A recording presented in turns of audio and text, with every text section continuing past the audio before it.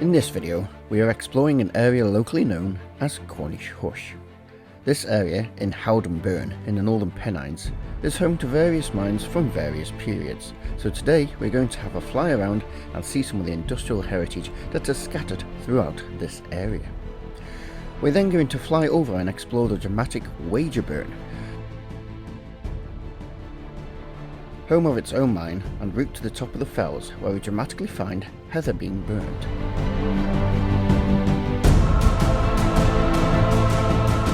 Flying south up Howden Burn, we come to the site of the Cornish Hush mine itself, operated at different periods between 1863 and 1902 for the extraction of lead by the London Lead Company, and between 1971 and 1972 and 1979 and 1980 by Sam UK in a failed attempt to mine fluorspar.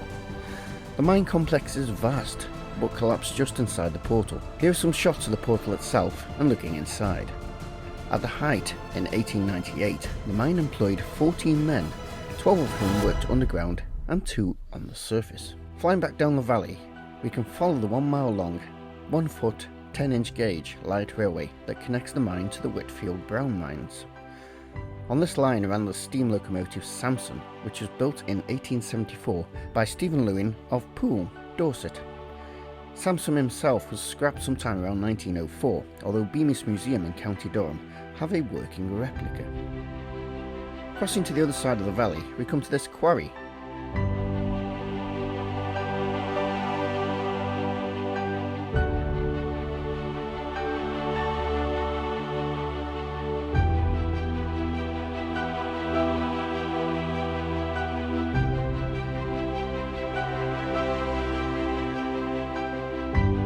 I actually flew in closer thinking I could see a tempting hole, but it proved to be an illusion.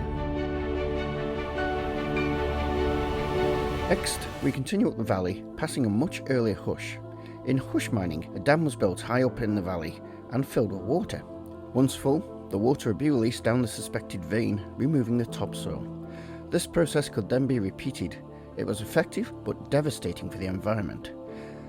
We end flying in this direction by seeing the reservoirs used to store water to power the machinery of the mines.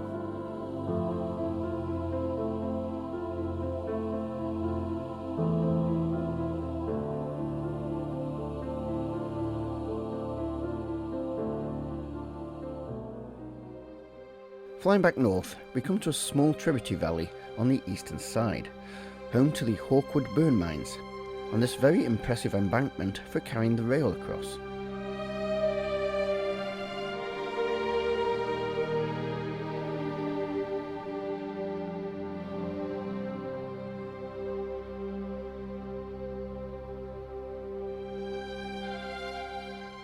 In this area has found the remains of the Hawkwood Burn mine, now inaccessible,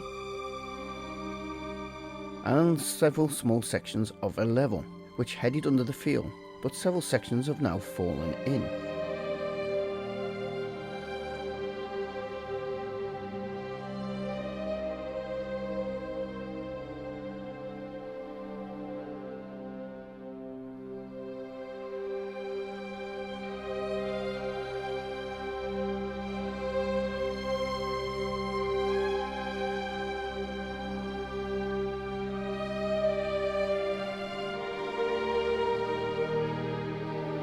The embankment itself has had quite a bit of erosion, and there has been a recent collapse, which could be seen in this 2017 photograph.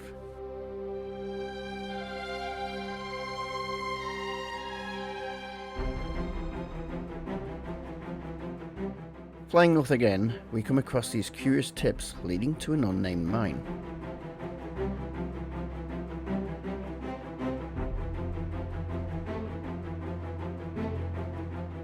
I tried as best I could with the drone to find the portal, but trees stopped my progress. A good plod around later, and the portal revealed itself further up the valley. Looking in, we saw a light in the distance. Travelling further up the valley revealed the far end of the level.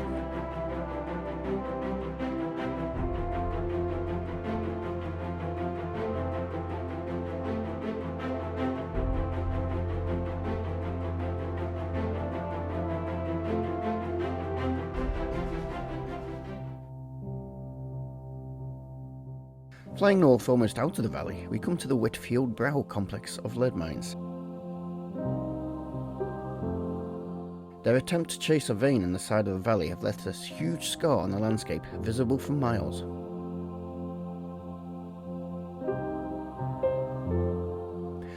These mines are operated from the 1880s to 1914, owned first by the London Lead Company and then taken over around 1910 by Greenwell and Bell.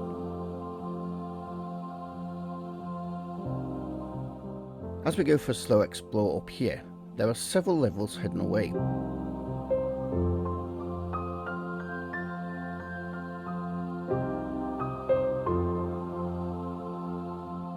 I'm going to show you here the top level, which is not accessible and has a shaft right by it.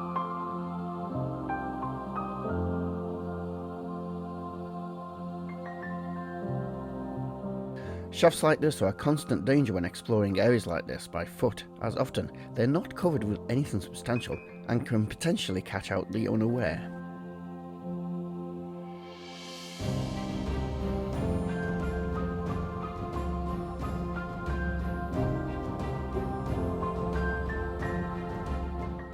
Flying further up onto the falls, we see tantalising tips, but on approach, alas, no portals are forthcoming.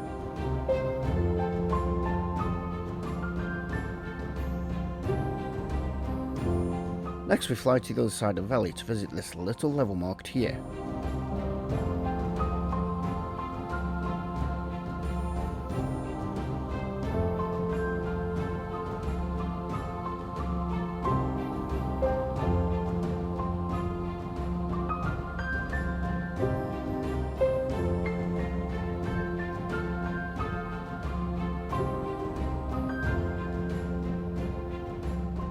But alas, as much as I searched around, no sign of a portal here either.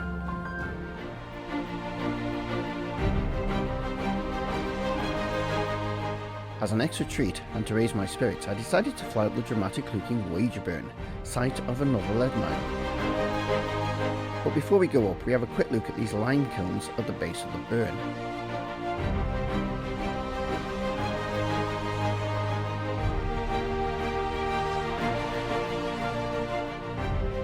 Next, as we start to climb up the burn, we see the tips for the Wager Burn lead mine, operational off and on from the 1800s to 1920s, whose portal is completely collapsed.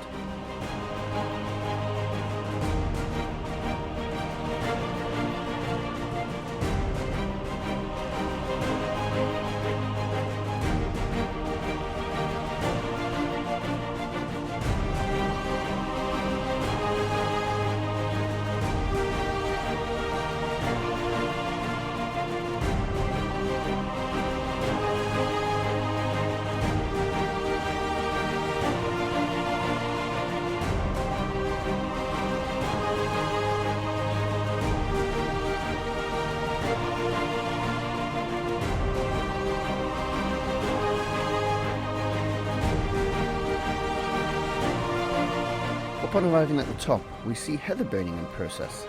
This practice is used to encourage the heather to create new green shoots in order to feed the grouse, as grouse shooting is popular in these areas, and it's also to feed livestock. Well, I hope you've enjoyed the video. If you have, then please like and consider subscribing. You can also join us on Facebook and Instagram, links below, and if you like mine exploration, there is a link to our mine exploration channel too below. Thank you very much for watching.